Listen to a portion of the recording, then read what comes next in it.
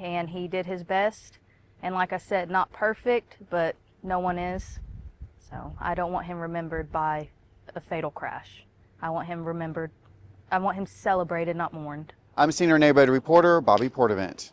The Rockdale community is getting ready to bury one of its own, a lifelong resident, a man known as a loving husband, father, and grandfather. This following a highway tragedy earlier this week.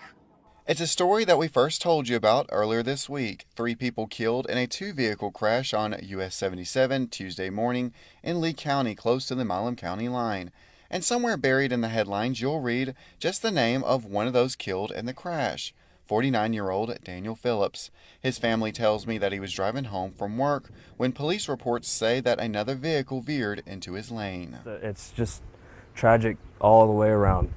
But for Daniel's loved ones, including his son Jacob, that's not where his dad's story begins or ends. And they want to share his story beyond the headlines. And part of that is them celebrating a big milestone together just last weekend, Jacob's wedding. The last time he saw his dad. Because we just miss him. His daughter Lily sharing with me that her dad was no doubtably a character and unforgettable. Because he was very, very energetic person. Very energetic, which is okay.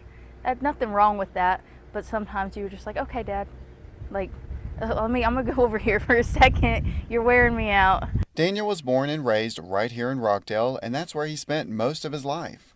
Lots of friends. It's been a surprise to see on Facebook. You forget, like, I know, like, you grew up here, but then you forget, like, how many friends, how many people you grew up with. Along with a trail of heartbroken friends sending their condolences on social media, Daniel leaves behind a pretty big family, including a new bride, 6 children, stepchildren, and grandchildren, along with his parents and countless loved ones.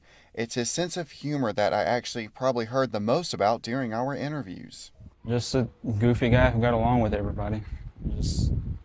He thought his jokes were funny, at least one of those.